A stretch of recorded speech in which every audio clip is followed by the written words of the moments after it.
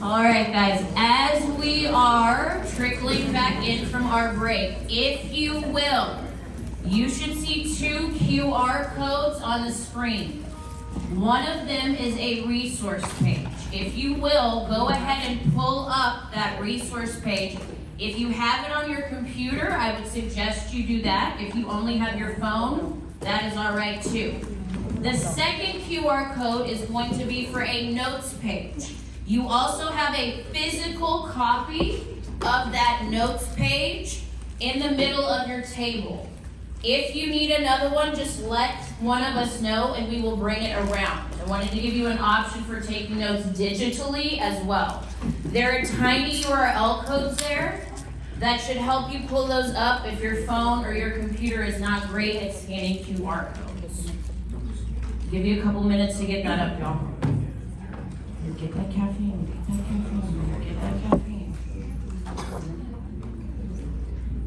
Yeah, you guys can use those tiny URLs as well.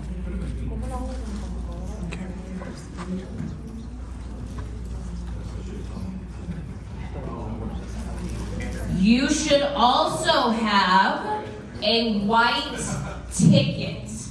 That white ticket is going to be how we reinforce you for this morning/afternoon's 2-hour session with us. So the way that we are going to do this is, if you will, put your first and your last name, just in case we have like 2 Ashleys or 2 Smiths. If you'll put your first and your last name on that, and then I'll explain how we can earn more of those. The notes page should force you to make a copy so that you can have this in your Google Drive as well. If you will, when you have your resource page and your notes page up, if you will give me kind of a visual thumbs up, I'm scanning for 100%. If you'll keep your thumb up, guys, that'll kind of help me know that I can start. I don't want to start until you guys have your resources up.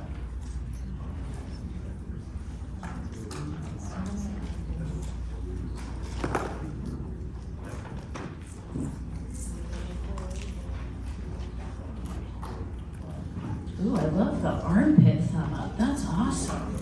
If you get tired, y'all, you can just rest it on your table. I can see pretty much everybody. Yeah, because we're going to talk about them. I will pull it up on the computer just so you can see. Because I'm going to have some notes.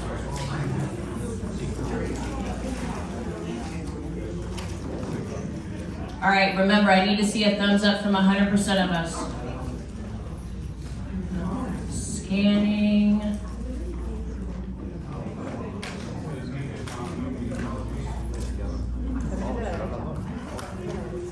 All right, I am going to go ahead and get started. Hi, guys. How are y'all? Let's try this again. Hi, guys. How are y'all? Fantastic. Oh, you guys did much better than elementary. Don't tell them that. Okay, my name is Anna Harville, and I am a member of the student management team. Some of you guys know me. Some of you may not. I will tell you, you will hear me before you see me. In every space that I am in, I'm a little bit loud. If I stand next to you and I get too loud, just let me know to move, and I will. We are here to present, and I should introduce my teammates. We have Courtney, we have Goo in the back, and then we have Russell over here. They will be floating around during today's session to answer any questions, concerns, be a thought partner, anything like that during our session. So we are here to talk about building effective classroom management with Stoic. And I know you guys are probably stoiced out, yes? A little bit? Hey, thank you for the honesty, I appreciate that. So here's the deal. We are going to look at Stoic in a different lens, okay? We are going to focus specifically on teaching, interacting, and correcting students. And we are going to do some actual role play and some scripting today so that you guys will have some work time to actually put the things that we talk about into practice. Sound good? Yes? Awesome. Okay, here are our learning objectives for today. If I could have someone loud and proud read learning objective 1. I love the hand, thank you. Design and teach clear classroom expectations using teach, model, practice, and praise method. Okay, so we are going to review the teach, model, practice, praise method today, and we are going to start designing kind of a lesson plan for that. Can someone loud and proud read number 2? Yes, ma'am. Implement positive interaction strategies that foster strong teacher-student relationships. Thank you so much for that. Okay, lesson objective number 3. Yes, ma'am, go ahead. Apply fluid correction strategies that maintain dignity, consistency, and instructional momentum. Okay, so those are our learning objectives for today. So at the end of this session, you should be able to talk about teach, model, practice, praise, talk about positive interaction strategies, and then we should be strengthening our skill set when it comes to correcting fluently. So here are our norms for today. If you will participate and engage fully, be respectful of your fellow learners, so keep our side conversations to a minimum. Leverage your devices for learning. That's my big one, y'all. I totally understand that we have emails to answer. We have lesson plans that we want to work on. We may be looking at Go Guardian because some of our kids aren't doing what we left for the sub. So I totally get that. But if you will leverage your learning for the next couple hours, that would be awesome. And then the last thing, be open to learning new things and keeping a growth mindset. Can we agree to those norms? Can we agree to those norms? Yes. Much better, thank you. All right, so here's what I'm gonna do. I'm gonna get you up and moving first thing. I want to know where you currently are with classroom management. So if you will take a look at one of the 4 screens, because I've given you kind of some visuals. So your first visual, help me, I'm hurting cats. Some of you laugh because you know. Let me tell you this.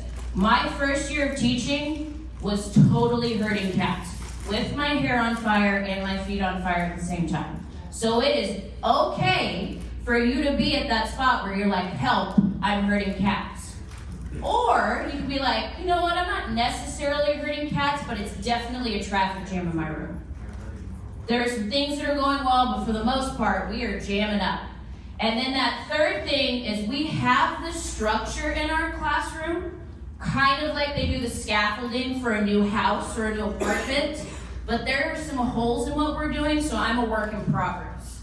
Then you could be the 4th thing where you're like, I'm captaining the ship and we're almost on cruise control, okay? And then the last person, God bless you if you're to this place in week 4, you are a Zen master and you have found nirvana in the classroom. Somebody just goes, I wish. All right, so here's what I want you to do. Take about 30 seconds of think time. Here's the other thing that's okay, y'all. You could be teetering back and forth. Because I know that for some of we switch classes, right? So for some of our periods, we might be like, yo, it's a work in progress. We got the structure down, but we're trying to figure out how to work within it. And then some of them you might be, you know what, we almost on the cruise control. And then 7th period, you're like, help me, I'm hurting cats, it's the end of the day. What do I do? Okay, so it's okay. As you're thinking about this is what I'm going to ask you to do. When I say go, I want you to think about the 3 questions at the bottom of the screen.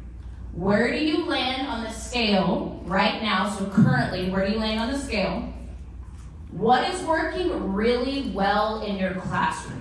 One of the things that you need to do with classroom management is protect what works well.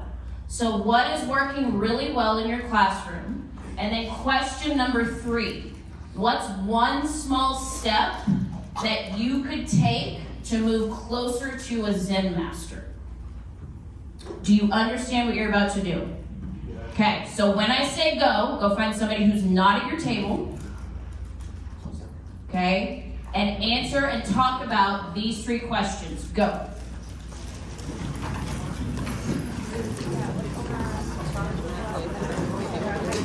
You don't have to travel far if you don't want to.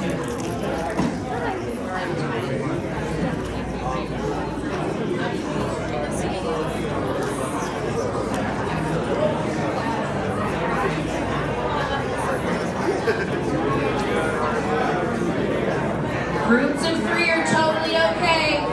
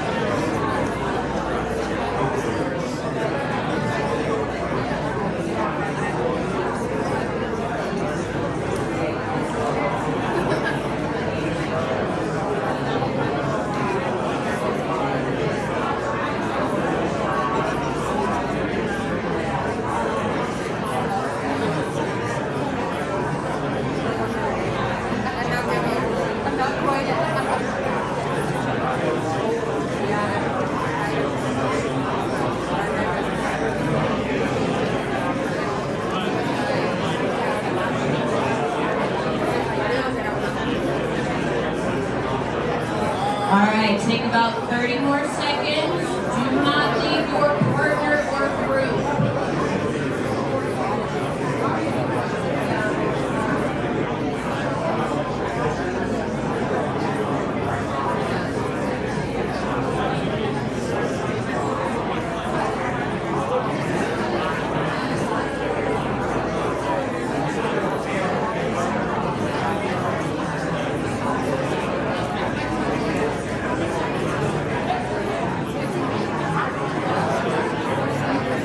All right, let's come back together in 10, 9, 8, 7, don't leave your partner, 6, 5, 4, 3, 2. Oh, y'all are way better. Way better. Give yourselves a round of job secondary folks. Okay, so here's what I'd like to hear, and I'm sorry, I love to stand on a chair because I'm special. I would like to hear from 3 people or 3 groups. Where are you right now? What's working really well, and what will move you closer to Zen? Remember, you get reinforcement tickets, and I come with prizes. Go for it. Thank you.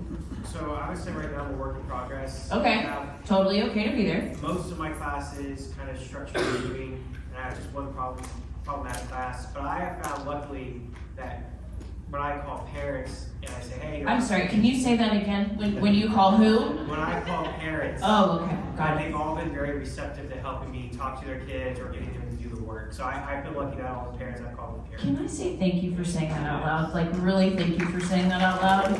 Call the parents. Call the parents. Okay, so what would move you closer to Zen with your one kind of zany class, do you think? I've been adding more rules as necessary. They have more rules than the rest of my classes, and they're getting there. They're quieter. It's like they realized they were being too loud. And a lot of them are freshmen, so they're still adjusting. Gotcha. But as the rules are helping. Can I give you some advice? As you're adding those rules, think about how you're going to reinforce them as well. And for that class, that rate of reinforcement, make it higher and higher, okay? So, like, as often as you possibly can. We're gonna talk about that, but I wanted to give you that advice. Okay, number 2, yes ma'am. It depends on class periods. Okay, I teach choir, so we have like separate gender classes. okay. And I have a class of 45 7th grade boys. And You're it's doing very doing the Lord's work. Yes, it's very fast. Okay. But I've found that since they're all on the football team, getting the coaches involved. See, we've heard 2 key words today, guys. Parents and coaches. Remember the P and C. Remember those 2 letters. Yeah, getting the coaches involved has definitely helped. And every time we get out of hand, we restart class. And last week, we had to restart class 17 times, and yesterday we only restarted 2. Okay. Okay. Nice. That's awesome. Yes. What? Oh, she's already collected data. Look at Russell's the data guy on the team, so he's like, data collection. Well done. Well done, you. All right, 3rd person. I have a question. Oh, yeah. How do you restart class?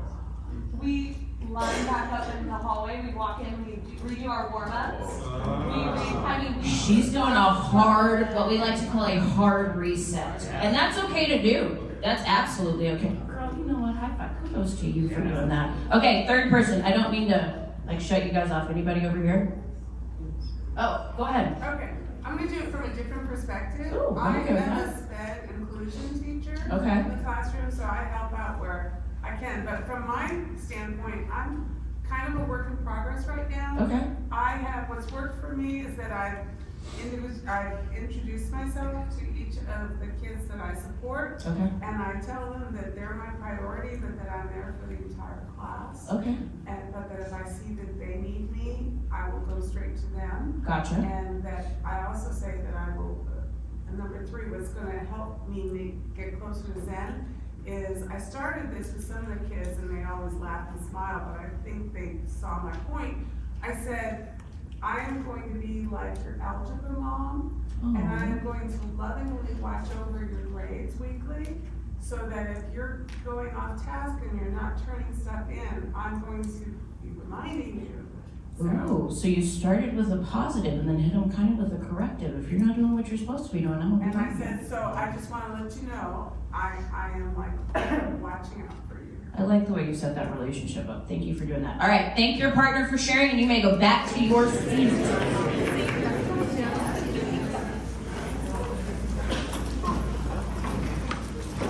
All right, so very quickly, since we've all seen this before, we are going to do a quick Stoic overview.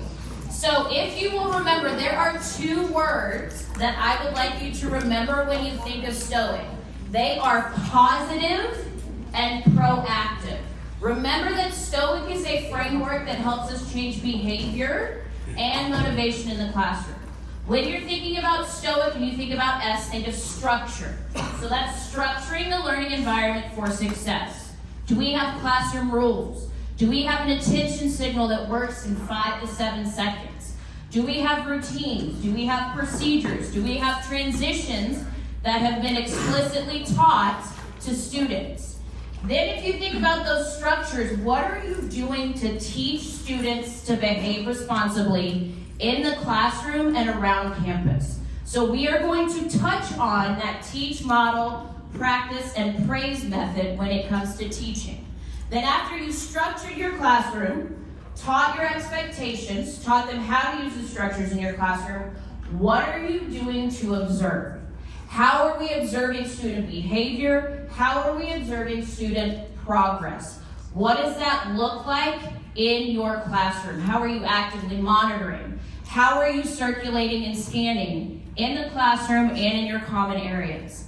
And then once you've observed, interact. My absolute favorite letter, because that is just you interacting positively with all students, okay? They could be in your class, they could be in a common area, they could be anywhere on campus. What are you doing to build those positive relationships with students?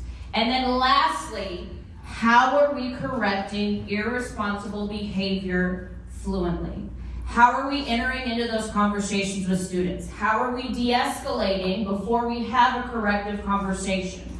And we're gonna work on scripting some corrections fluently toward the end of today's session.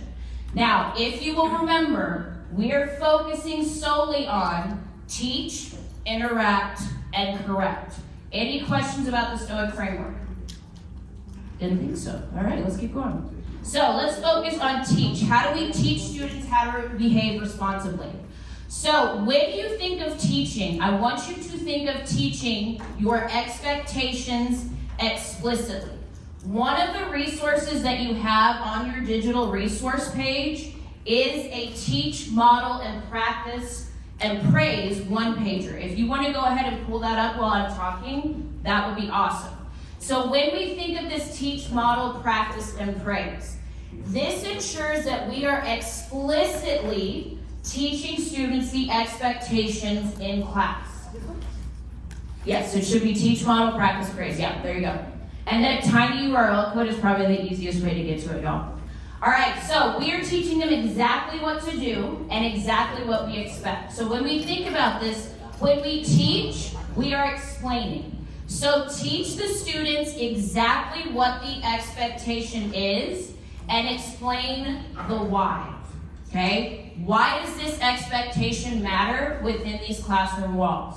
Why does this expectation matter in a common area of the campus? Then the next thing that you are going to do is you are going to model. Not the students, but you. Because you are the North Star, you are the standard in your classroom. So you need to be the one that models what that expectation looks like, but also sounds like. So how many of you guys are familiar with Classroom Screen? A few of us. Okay, so do me a favor real quick if you're on your device. Go to classroomscreen.com. On Classroom Screen, and I'm specifically talking about the sounds like portion of it. On Classroom Screen, once you get there, and you can create a free account, what you will see is they have a volume threshold. Okay, all right. They have a volume threshold. So you can teach explicitly what the voice levels are in your classroom. There's also another resource, but I warn you cautiously, if you have a high needs class, this may be more of a distraction than it is a useful tool. But there's also a thing called bouncy balls. And Bouncy Balls has like bubbles, emojis, things like that. But I say this because it allows you to set that threshold for voice levels in your classroom. So if they're working silently, nothing should be moving. If they're at a voice level 1, it should only go to this threshold. Okay? If they're working in groups at a voice level 2, that threshold may be a little bit higher. And guys, you don't have to buy Classroom Screen or purchase a subscription in order to use it. They have a free version, okay? So after we've taught and explained, modeled as a teacher because we are the standard, what we want to do is practice those appropriate behaviors. So what are you doing to have your students practice appropriate behaviors? Like our friend said earlier, she had a hard reset. She knew that they weren't meeting expectations, so she took them right back outside of her classroom and made them follow those expectations. Practice those appropriate behaviors again.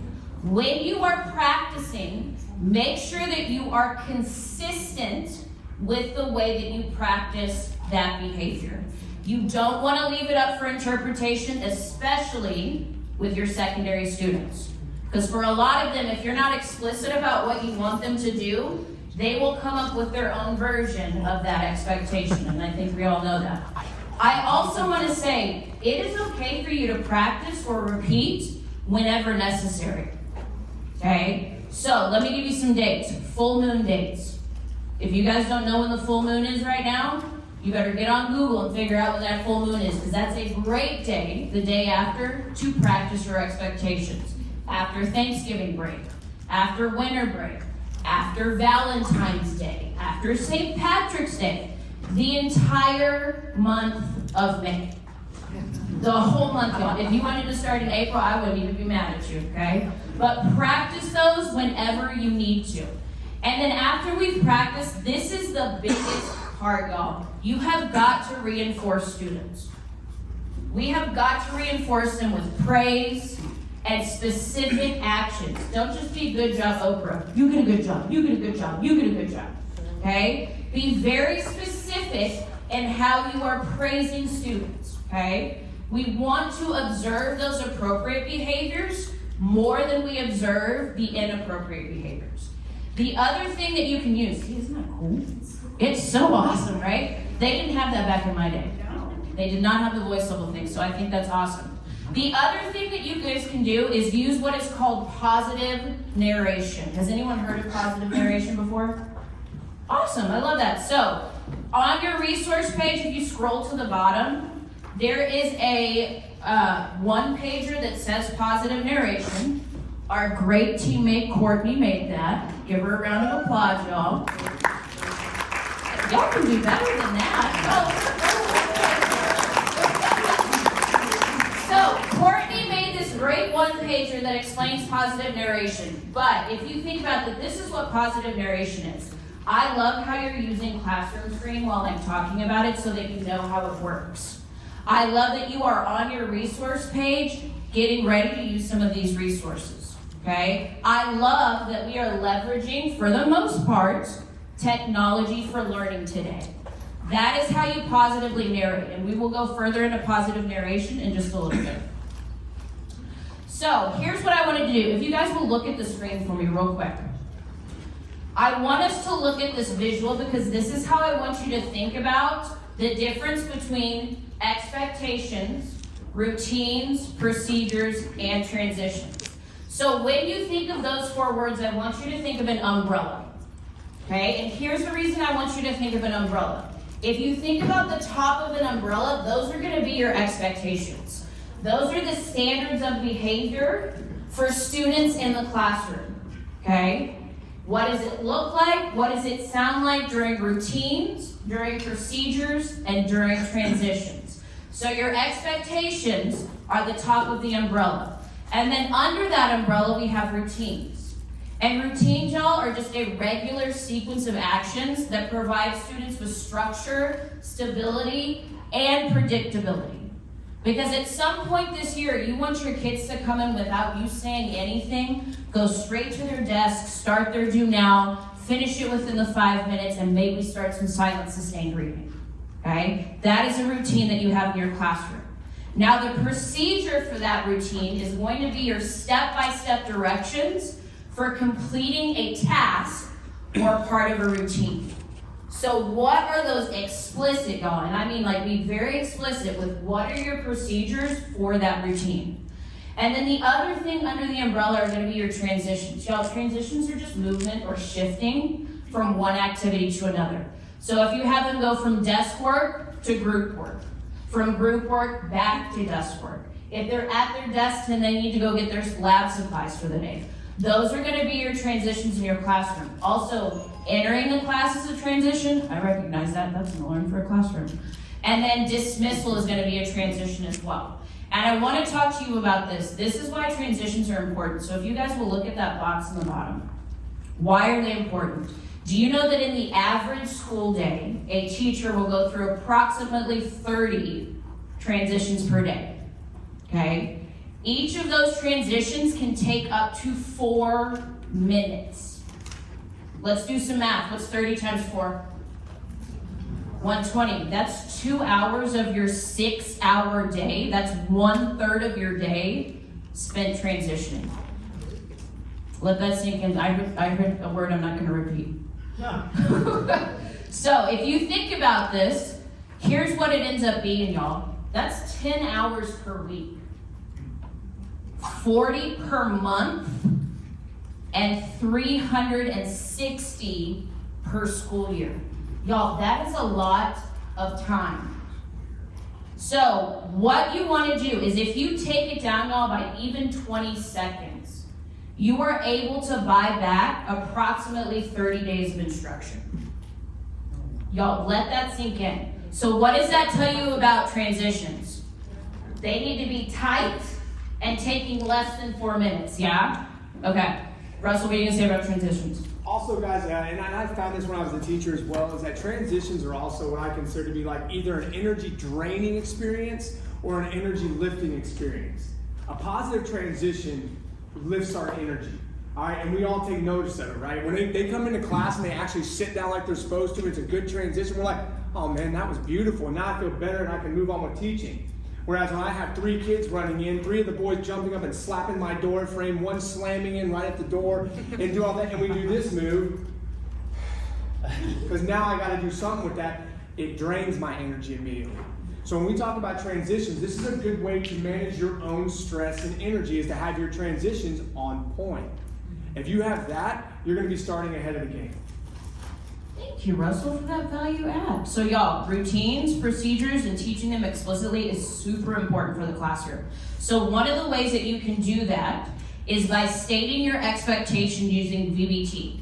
And VBT is very simple, y'all. It is voice, body, and time. Because here's the thing, one of the biggest impediments to great classroom management is the lack of precision that we have, and yes, I'm talking about us because this is a tier 1 strategy, that we have in giving quality directions, okay? So with voice, body, and time, it allows us to deliver even the most complex directions very clearly and very explicitly. So when you think about voice, just like we did with classroom screening, define your voice levels, okay? If you haven't defined them, that's something that you could do tomorrow with your class using classroom screen or bouncy balls. Define what those voice levels are, okay? Define the expectations for those voice levels. So a voice level 1 should sound like a whisper. A voice level 2 will be for group work, things like that. And then do this, y'all. Role play your voice levels. Give them something, an activity to do that will role play those voice levels so they know exactly how they work in the classroom. Then with body, define what students' bodies should be doing. What is the level of movement that is allowed during the task or activity that you're asking them to do? And then lastly, define the amount of time students will spend on a given task, okay? Whether that is a routine, a procedure, an activity, a transition. If you notice, and I want to talk about time specifically, remember transitions should not be 4 minutes. If you are struggling with transitions, let me give you a little bit of advice. I would time my transitions with my students. I would tell them like a goal. I want our transition to be in 2 minutes and 30 seconds. Really, it should be in 2 minutes. I want it to be in 2 minutes. If they're not meeting that expectation, time them and say, hey guys, remember, the expectation is that we meet this in 2 minutes. Challenge them. Y'all, secondary kids love a challenge. But if we're gonna challenge them to meet an expectation, I also challenge you to think how you're going to reinforce it. Challenge them to meet that expectation. When they do, how are we reinforcing that they met that expectation? For some of your classes that are high needs, your rate of reinforcement is going to need to be higher, so it's going to need to be quick. For some of them, it may be low, okay? With voice, body, and time, here's what I suggest that you do. I always put in the top of my whiteboard, VBT, and that was my visual signal that that's what I needed to do for routines, procedures, and transitions. With voice, body, and time, and any expectation that you have, y'all, review the expectation prior to the task. You have got to do that. They've got 7 periods and 7 voice, bodies, and times to remember. So review that before everything that you do. Then keep them posted, hold on just a second, keep them posted during a task. That way, if you have to have a corrective conversation, you can just go, remember, our voice level is at a 1 because you're working independently, but you can ask questions in your group. And then assess them afterwards.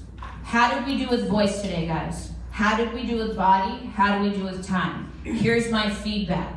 We did a great job meeting the time limit, but our bodies were a little wiggly today. Tomorrow, I want to see more of us seated and meeting those expectations for our body. So provide them with positive feedback and also corrective feedback. Yes, ma'am. I want to show you what I just. Oh, go ahead. Here, you want the mic, girl? Okay.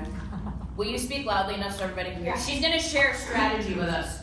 Well, I started yesterday. Okay. Because That's fine. they started like open your Chromebook, go here every day, like even doing it every day, they weren't doing it. Yeah. So I put this on the board. Okay. That's a timer, 2 minutes. It's a competition time like that, and a cat going quick.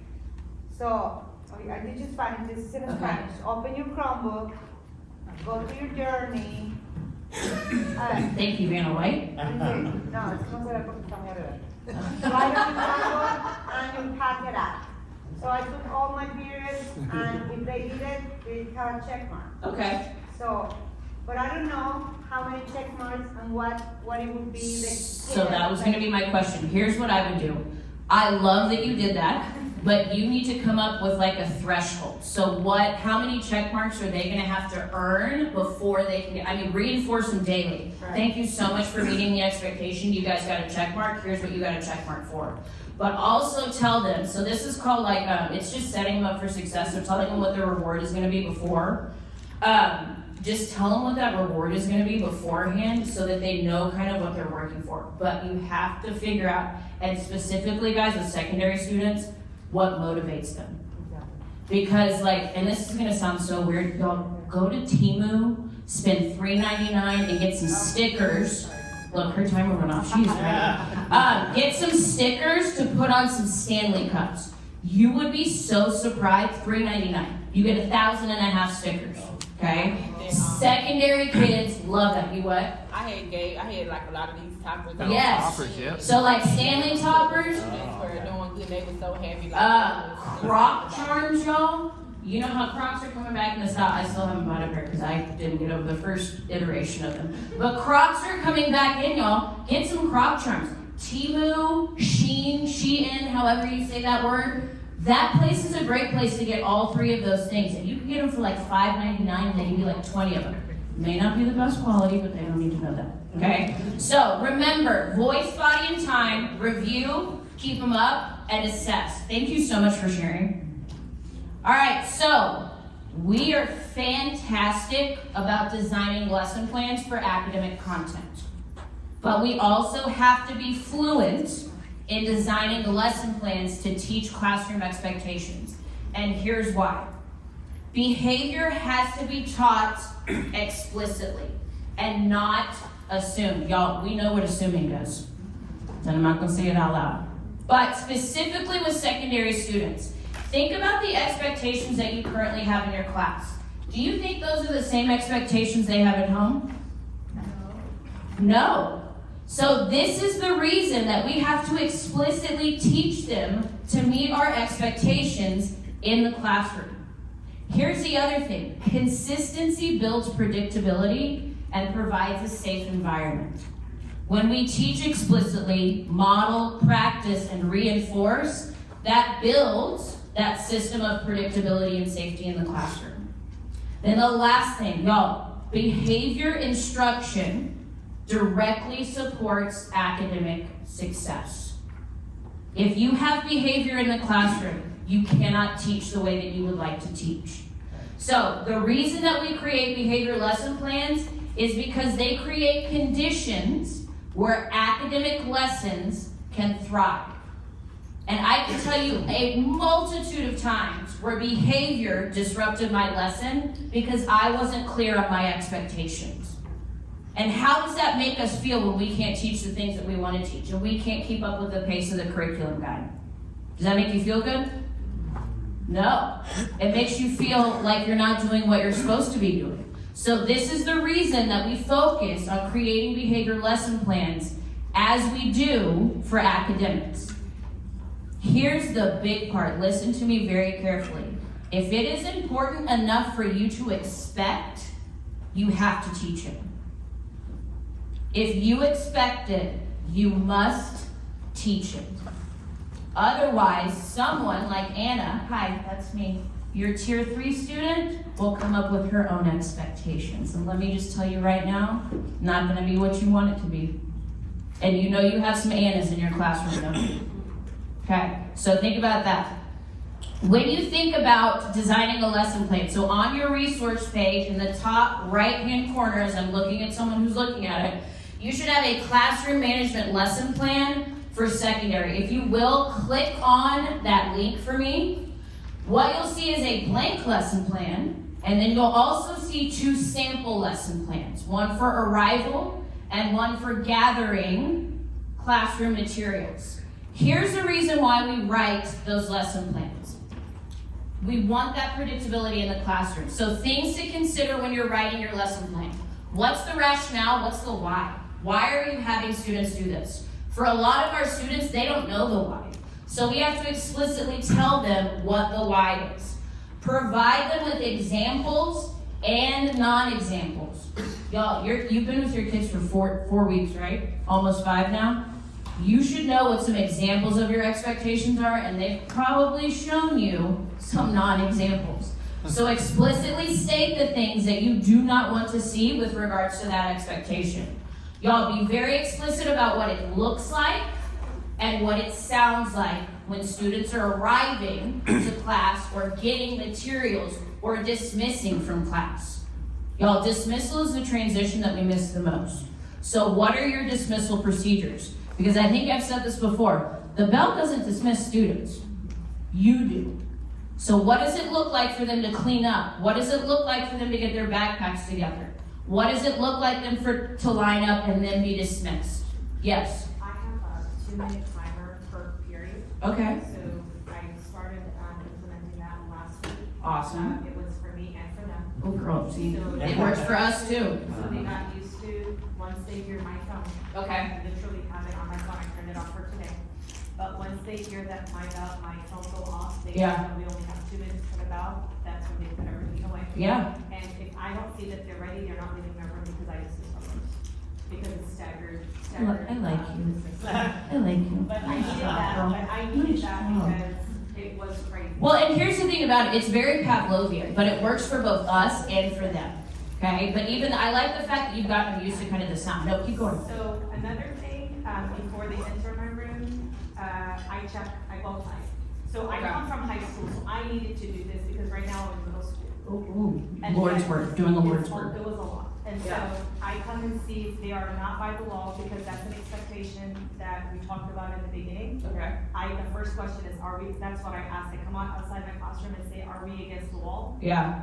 Show me how that looks like. Yeah. Because if we're not gonna go into the classroom and we're gonna be late in starting. Oh, so you're setting the tone like before they even get there. I love that. So once they go in, I teach Spanish too, so for my Spanish, classes, I'll have a calentamiento up. Okay. And they know the expectation to come in, take out your calentamiento worksheet, which is a warm-up. Okay. And they are supposed to start, once that bell rings. Yeah. But we're still working on that. So here's the thing. I like that you said supposed to, because I'm not giving you a fix. I'm not giving you the answer. I can't fix behavior in your classroom. If you think that this is going to be a fix, then we're gonna have a different conversation. But what you hope for and why we do this is for 80% of students, 80% of the time. Y'all, you're still gonna have some tier 3 behaviors in your classroom. You're gonna have some tier 2 behaviors. But 80% of students, 80% of the time. So once we go over what it looks like and it sounds like, how are we using the teach, practice, praise method to make sure that kids have these skills, okay? Here's a big thing that we often, bless you, here's a big thing we often don't do. How are you checking for understanding? You can assess your rules just like you assess multiplication facts or chemistry formulas. Assess them like you do things academically. Schedule when and how you're gonna practice. Or if they need to practice the next day because they didn't meet expectations, start the class period taking them right back outside and set the tone again. Do a reset. And then the other thing is, as much as we think that high school students know what they need, they also need visuals, y'all. Because visuals will help. I know we have a large EV population at some of our schools. It's also good scaffolding for every single student. So what does it look like to meet those expectations? Here's what I was thinking about. Y'all remember that old school computer lab? The computer lab teacher, you guys know what I'm about to say, right? So do you remember how she had that, your computer should look like this, and then she's got the other one that looks like a hot mess, okay? Have those visuals for students. That computer lab teacher was on point. Every single computer had that picture. If your computer looks like this, absolutely not. But if it looks like this, we can continue with what we're doing.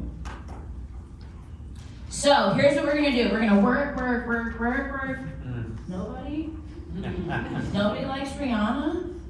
Yeah, okay. Well, I was listening to Rihanna, so this is why you got work. So what I'm gonna ask you to do is if you will open up that lesson plan, if you have not already, I see that it's on a lot of our screens. I want you to think about a routine, a procedure, or a transition that needs teaching or reteaching in your classroom. The second thing you're gonna do is you are gonna utilize that classroom management lesson plan template, and you're gonna utilize that teach, model, practice, praise one-pager.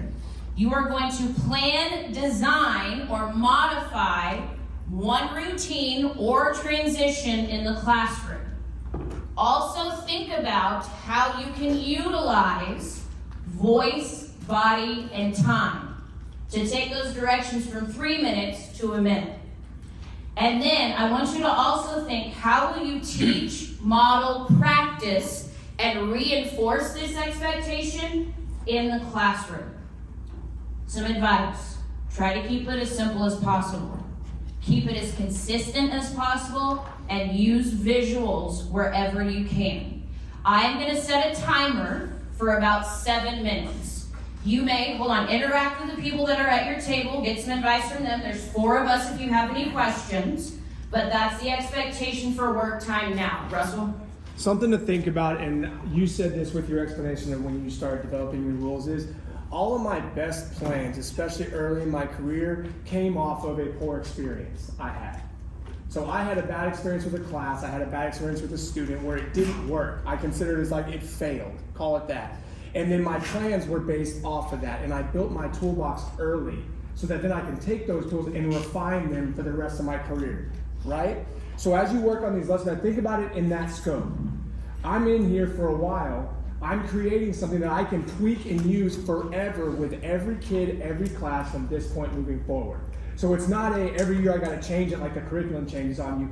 It's a lesson that now becomes something that you take with you forever and tweak as the kids change. So when you look at this lesson plan, think of it, if you can think of a time where like you had a difficult experience with your class, that's what we want to create a teachable moment for. Does that make sense? All right, your 7 minutes starts now. Learn how to build friendships, how to make friendships, and how to speak appropriately with peers. And Yeah. so, it's definitely something that is preventing us from working towards their individual goals. So, Well, I mean, an interaction, like, I think about, like, interactions in my home, or, like, even between you and I as professionals, like, those are positive interactions. For a lot of our students, their positive interactions are like, hey, homie, what's up? Let's do this, blah, blah, blah. Or they've never been taught how to interact. Like, not only with a peer, but how to interact with an adult. How to respond to feedback. These are things that you think you shouldn't have to teach older students, but these are things that you explicitly have to teach older students to make sure that they know exactly what an interaction should look like in your classroom. Thank you so much for sharing. Okay, one more person. Yes, sir. All right, so I start off the class basically with the goal and the rule all wrapped into one. So when I'm taking roll, I make sure that they say, or encourage them to say present rather than here. And I do this whole spiel about, being here is really easy. All you have to do is sit in a chair. Ooh, We're all here in this room. It's an adjective, it describes a place, here in this room. That takes no effort whatsoever. But to be present, and I'll just kind of sit on a stool and like, okay, I'm here. But then I talk to them about being present takes effort because they have to use their ears to listen to what's happening. They have to use their eyes to see what the lesson is. And then they actually have to use their brains to process all that information. And you can't truly be present if you're sitting there talking with your classmates. You're not engaged. So my whole lesson is about, our expectation is about being engaged in the classroom and not just being here. Because I tell them, if you're just gonna be here, don't be here anymore, go be there. Oh, I like that. Different between here and engaged. All right, present, excuse me. Thank you so much for sharing that. All right, guys, let's move on to interact. So, how do we interact with students? I need you to find something or some place to write. So it could be electronically, it could be on a sticky note, just have something that you can write with or on. So here's what I want you to think about. This is going to be a silent, solo reflection. So there should be no talking while we're doing this. I want you to think about 5 interactions that you had with students. It could be the last 5 interactions that you had yesterday, or just 5 interactions, okay? Quickly jot down some notes to remember that interaction with that student. And here's what I want you to do. And I'll wait until I see we have writing utensils.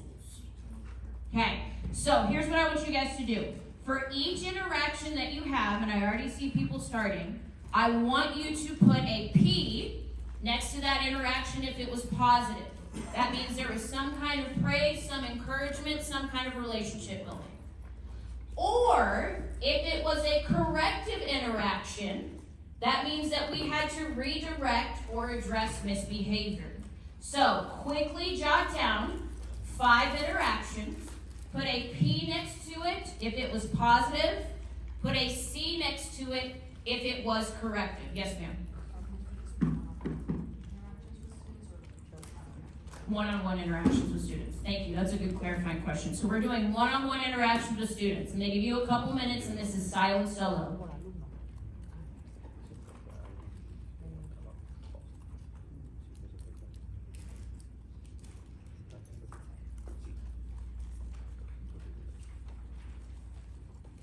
Well, thank you so much for engaging in this activity. I really appreciate it.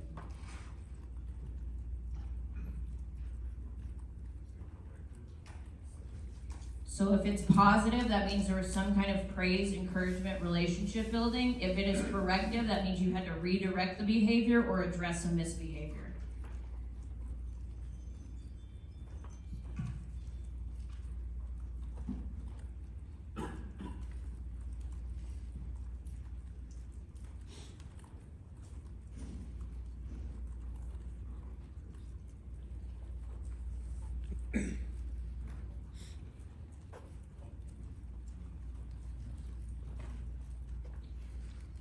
because I see some of you guys finishing. You don't have to be finished yet, so don't panic.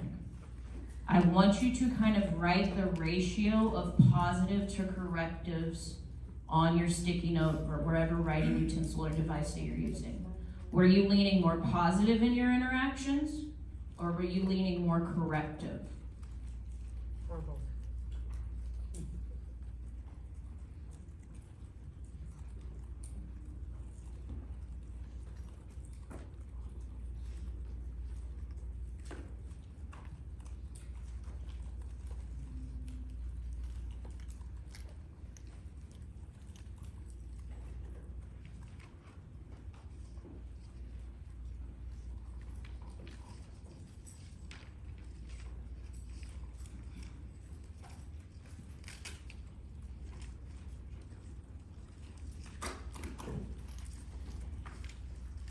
Okay, it's all right if you're not finished, because I'm sure you're probably still thinking about those interactions. Here's what I want you to think about. I want you to think about question number 3, and this is going to be something that you discuss with your table in just a second. Even if you are more positive than you are corrective, but especially if you have more corrective interactions than positive interactions, I want you to turn and talk at the people with your table for about a minute or 2. How do you think we can increase the ratio of positive interactions in your classroom? So turn and talk. You got about a minute.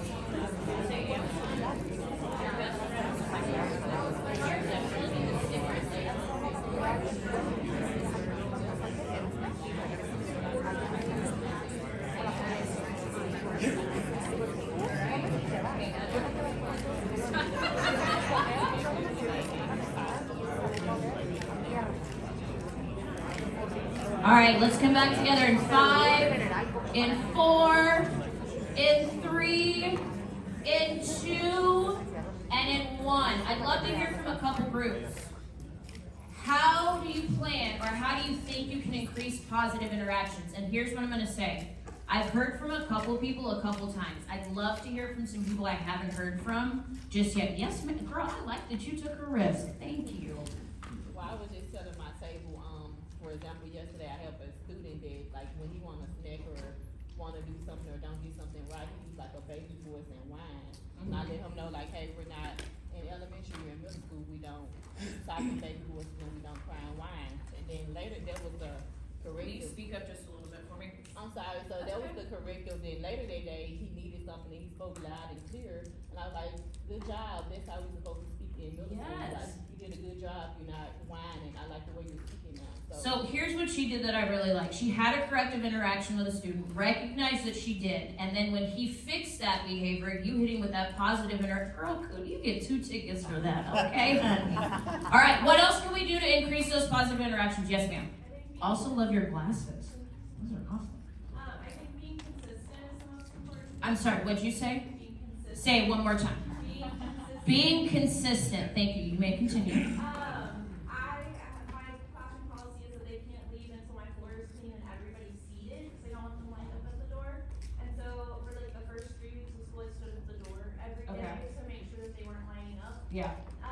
And then this week I was working with a student at their desk when the bell rang, Uh-huh. and every student stayed seated and looked at me to wait for me to say. Y'all give her a round of applause. Look at you in week 4. I love it. I'm sorry, I didn't mean to embarrass you. Okay, one last person. What can we do to increase our positive interactions? Yes, sir. I said even something as simple as just rewarding students who are modeling positive expectations. Ooh. That's what we forget to do. Yeah, because we forget to do that a lot. is we focus a lot on the redirecting of behavior and don't focus a whole lot on rewarding the students that continue and have done what they're supposed to do. So when we think about interactions in the classroom, there is a ratio that was shared with you guys. Do you remember what the ratio was for positive to corrective? Y'all know that elementary didn't get that. Good job, y'all. Okay, so it's 3 to 1, but that's what we want you to aim for. And we're going to talk about it in just a second. What do you think the actual ratio is? 3 to 1 the other way. 3 to 1 the opposite way. What else? Yes? 1 to 1. So it's usually 1 to 1, y'all. It's usually 1 to 1. So this is something that we really have to work on. So when we think about building relationships, and I know you've probably heard that 1,000 times from 1,000 different people, but the reason you keep hearing it is because it is super important. So there's a philosopher, she's not really a philosopher, her name's Rita Pearson. She says that kids will not learn from people that they do not like. So it is extremely important that we build those positive relationships and also have those positive interactions with students. So the ratio that we're striving for in the classroom is 3 positive interactions to every 1 corrective action. Because here's the deal. You share an emotional bank account with every single student.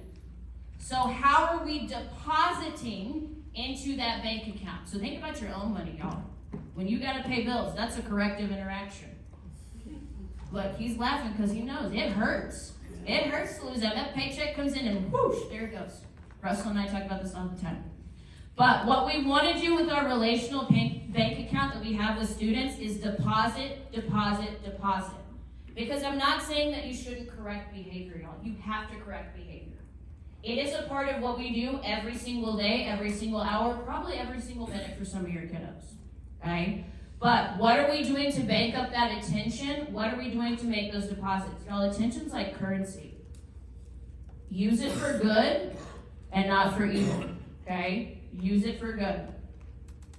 So, when we think about this attention, there are 2 types of attention that you can give students in the classroom, and they need to be provided with both. So that is contingent attention and non-contingent attention. When you think about contingent attention, it is based on a behavior.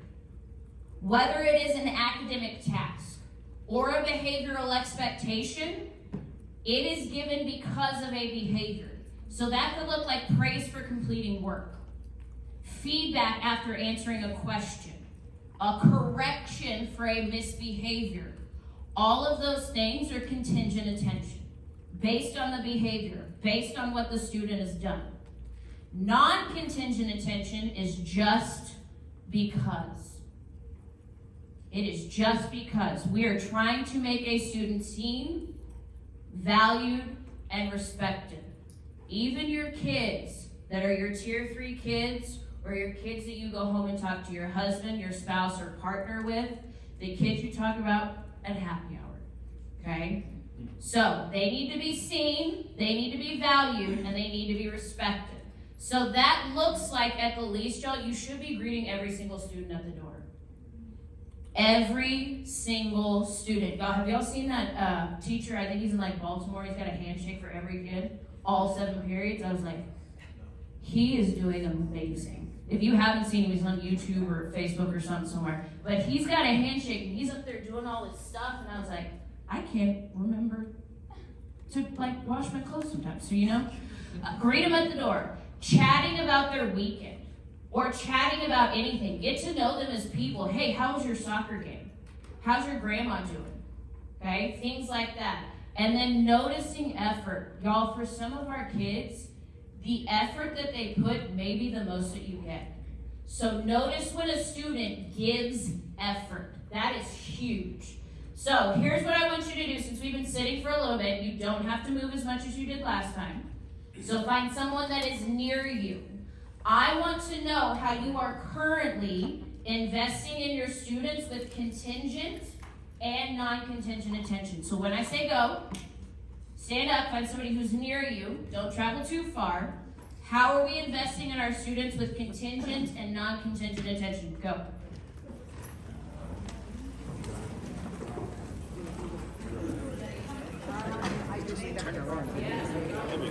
Let's go, guys. We gotta move, we gotta move, we gotta move.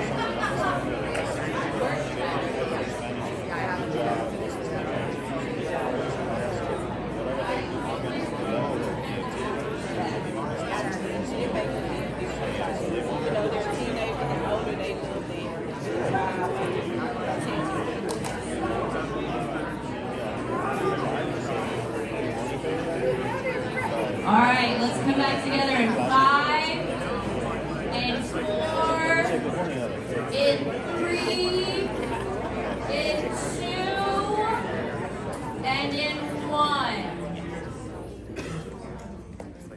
I'm so glad. Here's what I want to say. I'm going to give you a little spiel real quick. If you have an attention signal in class, and I'm saying this because I've seen it in 3 secondary classrooms in the last 2 days. If you have an attention signal in class, wait for compliance. Do you understand what I'm saying? Wait until you have full compliance. It doesn't matter how long it takes. Wait until you have compliance, okay? The goal is 5 to 7 seconds. Here's the conversation I would have with you guys. Guys, we didn't meet the expectation of 5 to 7 seconds. It took us about 9. Okay? Next time that I do my attention signal, I want us to make sure that it takes 5 to 7 seconds. And then when you do it again, praise them for meeting that expectation. Give them a table point, individual, whatever you got going in your classroom. Does that make sense? Okay, perfect. 2 people. How are you investing in your students with contingent and non-contingent attention?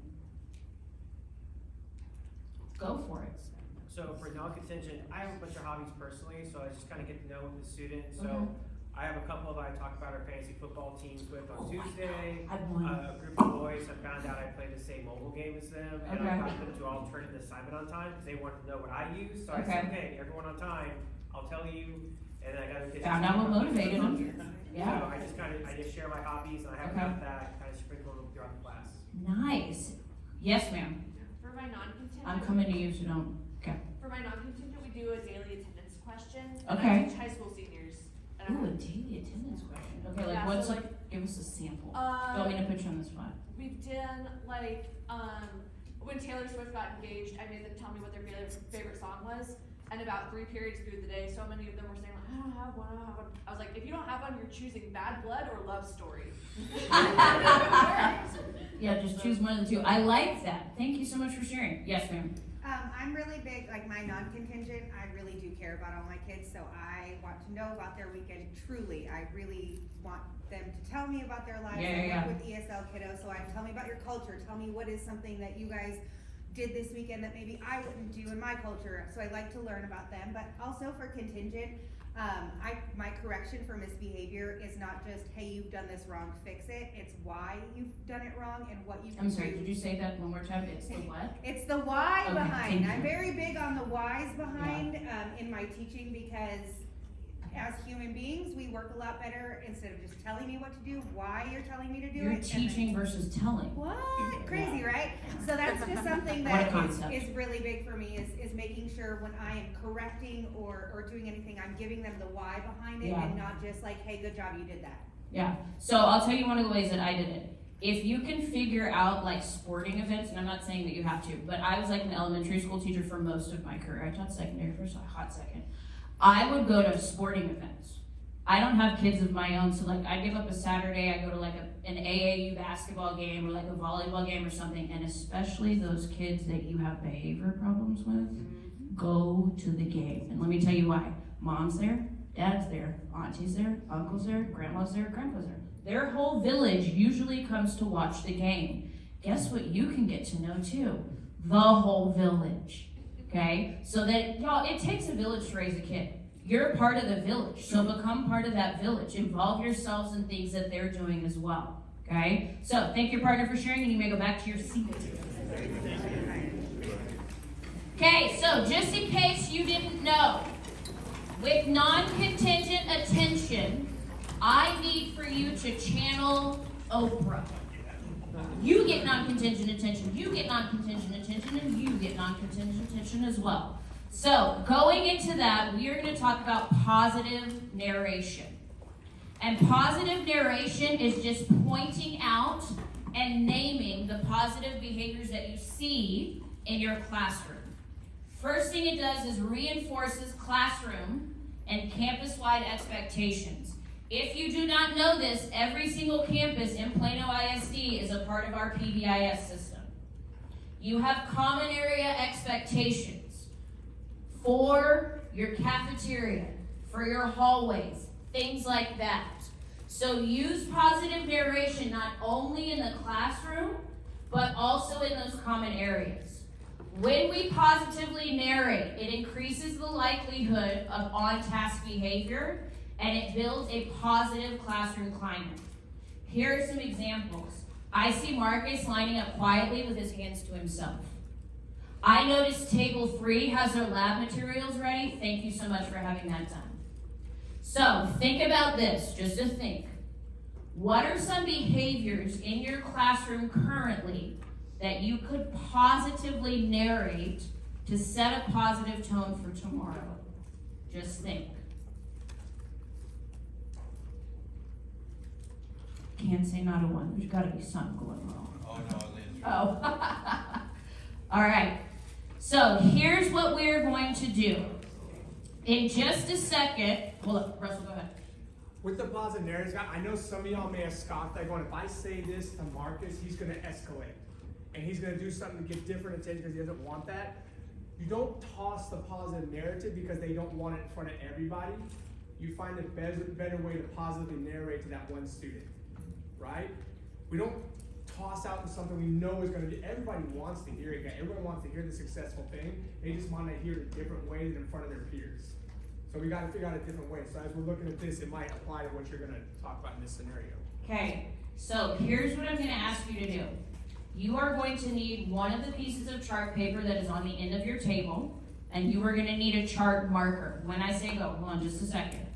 What Goo and Courtney are bringing around now are an extended scenario, but I want you to take a look at the blue or green box on the screen. So your scenario for this particular activity, we're going to practice positive narration and 3-to-1 feedback ratio, okay? So here's your scenario. Students are moving between 4 lab stations in the science classroom. The expectation is that they carry materials carefully, speak in a quiet voice, and get started within 2 minutes. So the expectations have been set for them. The green piece of paper that you have is a full scenario. So if you take a look at that green sheet, Courtney, can I borrow one of those real quick? It will tell you the setting, the student behaviors you might see, opportunities for narration, and opportunities for correction. So read this full green sheet. Then what I would like for you to do with your group is script out what you might notice and name based on this scenario. So who is meeting your expectations? Then the third thing you're going to do, number 3, is for every one correction that you might give based on this scenario, make sure you have 3 positive narrations first. So what are we looking for? How many positives should we have on our page? How many? We should have 3 positives. How many correctives? Based on the scenario that you have at your table. Do you understand what you're doing? All right, go guys.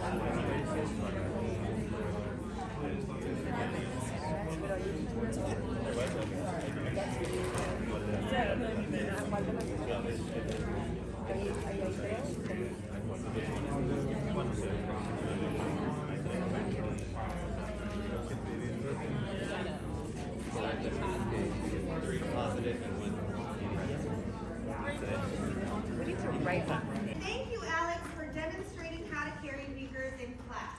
Awesome. Okay, what was your one corrective? Our corrective is, do we need a reminder about safe hands? Ooh. Look at me. You think that these secondary folks know how to keep their hands, feet, and objects to themselves, and you know from personal experience in the last 4 weeks that they do not. So I appreciate that. Okay, group 2. So we're up here, y'all. So self-admitted, we did not get as specific as we probably should. We had a lot of conversation. Hey, I appreciate that. We included a positive narration, publicly praising good behavior. Yeah. That was really a great way to start. It starts before that. We wanted to include the non-contingent. We all meet our classrooms at our doors. Okay. Wanted to Amazing. That practice. We also like the idea of a positive challenge. Students at this age, they're competitive. So a little just, hey, we're seeing table 1 is doing something awesome, and somebody match that. Something of that sort. Yeah, that's positive narration. And then as a correction, the one we really focused on was the talking. Okay. It was a reminder that that's actually disrespectful. And Yeah. when you're talking, you're not listening. So I would go back to make it more specific, think about when you're doing your corrections and things like that, putting that VBT so they know specifically what that voice level is, and if they're not meeting that expectation, then that's a private conversation that you can have with an individual student or with the group. Okay, can I have one more group share? Go for it, y'all.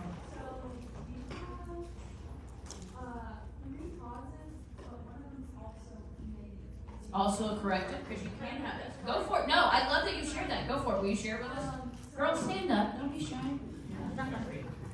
So we said, I love that group 1 is staying on task and following the expectations of the lab. Okay. The other positive is, shout out to Alex, who is carrying the beaker very carefully. Love it. So a group and an individual. And then our corrective / positive is group whatever, we didn't know the number. Yeah, it's okay. Tiana's doing a great job following / focusing on the directions. I'm sure she would like her partners to support, Ooh, I love that. So here's the thing about it. You can say correction in a positive way. And usually one of the ways that that's done is with a group redirection, like she's done it. Like you'll say, thank you so much for lab group 4 for having their materials ready. And hopefully what you see is like labs group 1, 2, and 3 just scrambling to make sure they have their things together. You may not capture everybody with that redirection, but hopefully you'll capture a couple of students. All right, next thing. We're gonna go to correcting. Okay, thank you guys so much for engaging in the activity on positives and correctives. Oh, okay. All right, so here's what I want you to do. This is another silent solo reflection. Okay, so I want you to think about in your classroom how you are correcting student misbehavior. Okay? Are you doing it in a way that teaches and preserves the relationship? Or are we doing it in a way that only stops the behavior? So here are some questions I want you to think about. Question 1, how does my tone, body language, and word choice affect whether students feel respected during a correction? Because the big thing about correction is no student should be belittled or disrespected.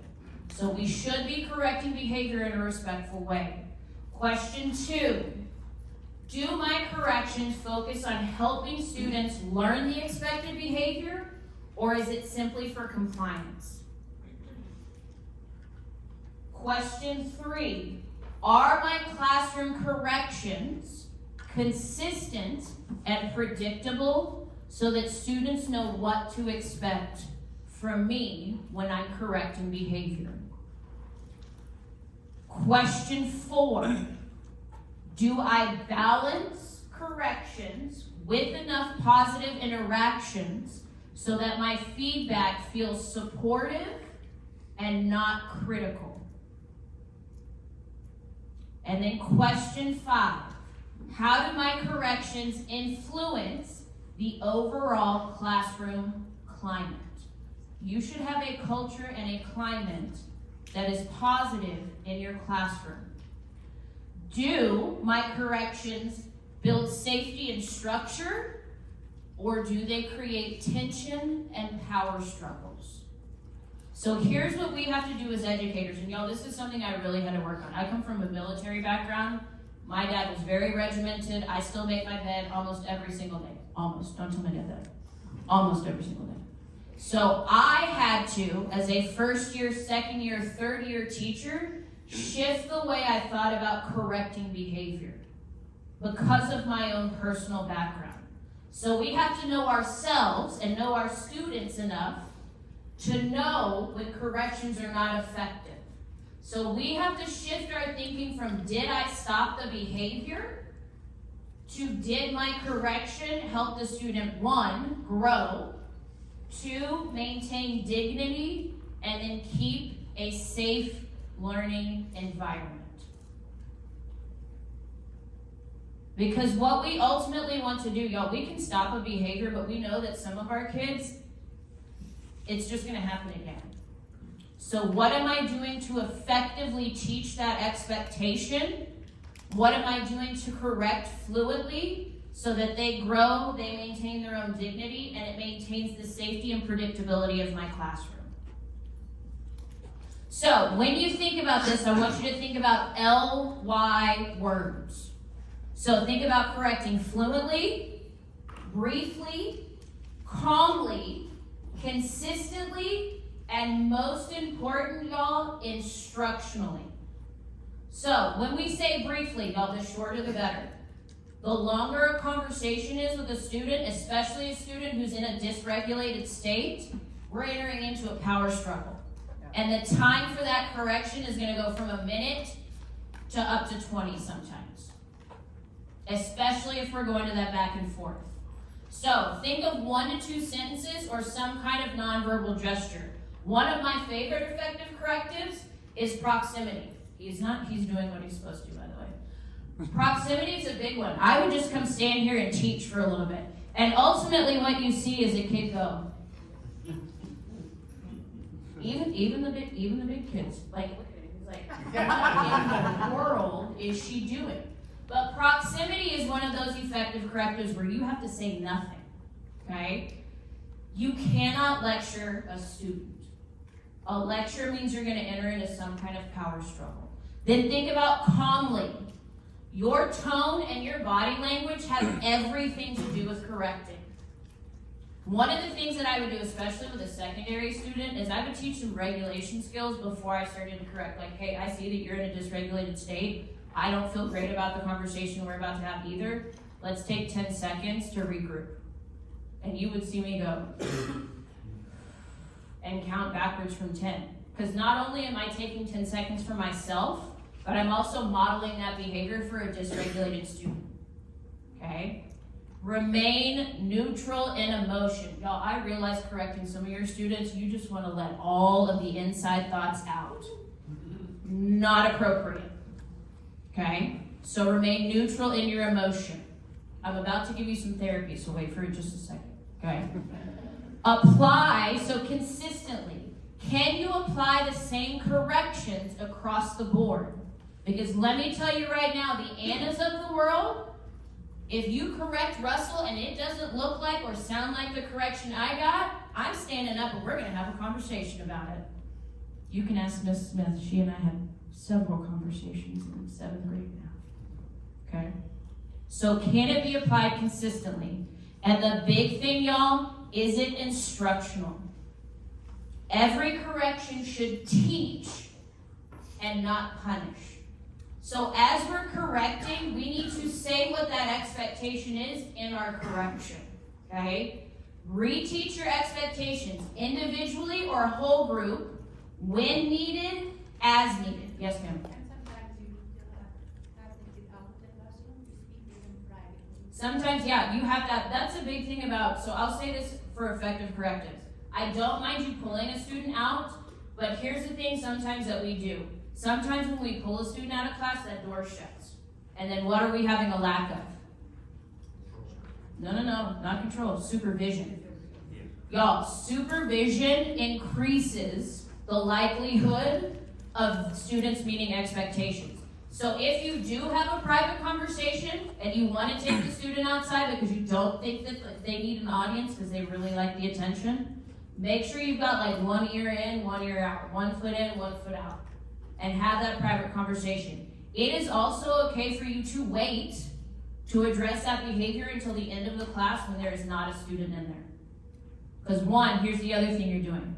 They're losing valuable time in the hallway to talk to their homies. And that is like golden time for secondary students, okay? So effective correctives can be proximity, can be a quiet signal, okay? Y'all, if you haven't practiced your teacher face in the mirror, it's week 4. Get on it now. Get on it now. It's also the same face you give your own children. I learned from my mom. Ann gave the best face, okay? Then the thing that we really need to do is make sure that all of our redirections, all of our corrections need to be done privately and quietly, okay? It shouldn't be something that's broadcasted over the room. Kenya, sit down. I can't say, she's not, but I can't say that across the room, okay? We shouldn't be publicizing our corrections. So other thing I want you to think about is pre-corrections, okay? And the reason we think about pre-corrections is about setting students up for success before behavior becomes an issue. So it prevents common misbehaviors. It provides students with confidence and clarity. It protects your instructional time, and it reinforces expectations before issues arrive. So the way that we do this is, y'all, you have to anticipate. In week 4, you know what misbehaviors are going to happen in your classroom, don't you? For the most part, some of y'all are laughing like, ooh, I'm very acutely aware. I know, I get it. So anticipate those behaviors. Remind students of the expectation. What is that expectation? And when you say that expectation, use positioning. Use proximity. Position yourself next to the lab group you know is going to be the chattiest when you're talking about voice levels. Okay? And respond consistently to all misbehavior. So there's an example up there. Before we begin, let's review the VBT expectations for working in groups, okay? When we combine those pre-corrections, y'all, with consistent responses, we are able to do 3 things. 1, limit classroom disruptions. 2, protect that valuable instructional time, okay? And then 3, we maintain trust within our classroom culture. So here's what we're gonna do. Oh, excuse me, we're almost there. So in a second, we're gonna role play some behavior. So here's what I want you to do, and I'm gonna give you some time to therapy. And your therapy is going to be in the form of designing an overcorrection. So here's an example of an overcorrection, and y'all, we've all done this. I'm guilty of it, you're guilty of it, we're all guilty of it. So have you ever been frustrated in your classroom?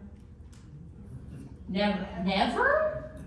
Never? Oh, I'm coming to your classroom. Okay, so we've all been frustrated, so think about this. Seriously, we just went over this. Why can't you follow directions? You're always blurting out, you're always interrupting. How many times do I have to tell you? You're distracting the entire class, and I guess you don't care about learning. Y'all, I've said something very similar to a kid before. Okay? But my job as the educator in the room is to remain calm and neutral. So something that you could try for a fluid correction, especially for blurting out, is we raise hands before we answer. Let's try that again. Y'all, give them an opportunity to try it again. State the expectation that you're looking for and let them try it again. Y'all, they're gonna need reminders. If you think that teaching this or going over this once is gonna be the cure to what ails your classroom with misbehavior, it's not. Even our older babies are going to need a reminder. So here's what you're gonna do with your last piece of chart paper. You are gonna pick one of the misbehaviors below. So this is what I did. I went to Review 360, looked at secondary and elementary stuff, and these are the two big things that I saw. Mild disrespect and off-task behavior. So look at number 2. With your group, this is where you're gonna have therapy. So you know all those inside thoughts? We can take them outside. So what I want you to do with your group is design and script out a lengthy, exaggerated, and public correction. Again, he's already up looking. He's like, I got this, okay? Hold on just a second. Give me just a second. Second thing that you're gonna do is then for that very lengthy, exaggerated, and public correction, with your group, come up with something and script out something that is brief, calm, and instructional, and that can be applied consistently for the same behavior issue. So, first thing that you're doing, therapy. And you laugh because you know what I'm talking about. You need to get some of them inside thoughts outside, okay? Third thing you're gonna do is come up with something that is brief, calm, consistent, can be applied fluently, okay? If you will, at the top of the page, write your behavior. You may get started.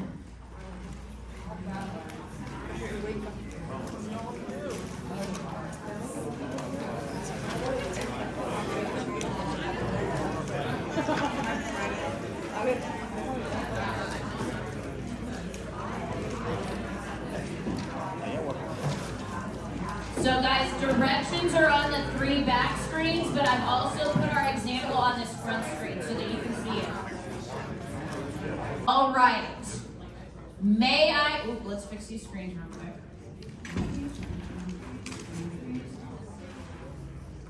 Okay, may I have one brave group share their appropriate, lengthy, exaggerated public therapy session, and then how they scripted out a brief, ooh, I like it, go ahead, okay. I should be in the back, y'all. Thank you for taking the risk, y'all. Okay, so what'd you say? If you don't start doing your work, you're gonna fail again. Hey, look, we've all said it, or all thought it. Okay, how did you script it so that it was more brief, calm, and instructional? Thank you. So, oh, he even wrote the steps. we Love should it. approach the student, get to their level, right? But get close proximity, and then Yeah. get down to their level, and then ask, what are you doing? Is that what you're supposed to be doing? Or we're supposed to be doing? I would say it the second way. We're supposed to be doing, so you positively state what you're saying. Yeah, Nice. keeping them on task or redirecting their attention, and then do you need any help getting started on it? Y'all, that's a huge one. That will help curb a lot of behavior, is asking a question like, hey, do you guys need help getting started on anything? So use proximity and your teacher look and ask a question. Okay? Thank you guys so much for sharing. All right. So here is us putting it all together. Teaching, interacting, and correcting. So when you think about teaching, it is explicitly teaching, modeling, practicing, and praising those expectations. We want students to know exactly what's expected, and the more that we tell them what's expected, the more likely they are to meet those expectations. Then as we're teaching, we want to make sure that we're interacting and building those positive relationships with students, but also reinforcing what they're doing well. Do not forget the reinforcement part. If you have a class that is high needs, y'all, your rate of reinforcement needs to be high. Okay? They need more reinforcement than your average or your typical class. Remember to maintain a 3-to-1 ratio of positive to corrective interactions, because that helps students feel seen and valued. And then as we wrap it up with correct, this is what happens when they don't meet our expectations. But remember, LY words.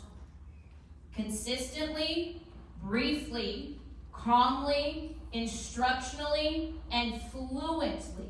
Become fluent in the way that you correct misbehavior. Because what it does is it limits the disruptions in the classroom and allows the learning environment to take place the way we would like for it to. So here's what I want you to think about. Based on what we had today, so our learning today, what are 2 or 3 strategies that you will try tomorrow or next week? So thinking about that here, what are 2 or 3 strategies that we may try tomorrow or next week? Does anybody have anything on the top of their head that they're going to try soon? Take a rest, share it out. Oh, I love it.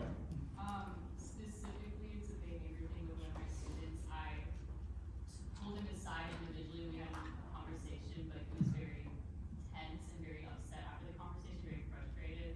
So most likely when I get back, probably Thursday and Friday, I'll probably bring him aside and be like, hey, I appreciate that you corrected the behavior, and majority of the behavior is just not participating, and his excuse is like, is that football in the morning? Yeah. Like, so I'm gonna ask at football. Yeah. How it was. Here's the other thing that I like. You kind of said this without saying it. Validate students' feelings. Like, figure out their faces, figure out their body language, validate their feelings. I totally realize that you were frustrated during our conversation, but I totally appreciate you listening and doing things like this. I want to make sure our relationship going forward is more positive. So I love that. Thank you for sharing. Somebody else. Yes, ma'am. Go ahead. Just using the 3-to-1, just being a reminder for 3 positives. And here's the thing, y'all, if you've had to recently correct behavior, make it a point when they change that behavior to not to correct, I almost said correct them, to give them some positive feedback, okay? Give them some positive feedback on how that behavior has changed. Any questions about any of the content today? No, okay. So here's the last thing, y'all. Thank you so much for your time, effort, and energy. If you would, take one of your devices, whether it's a computer or it's your phone. If you'll scan this QR code, here's the big deal. Oh, hold on. Before you do that, freeze. Put your phones down. If you have tickets, everybody earned at least one, because we always give you one for being in attendance.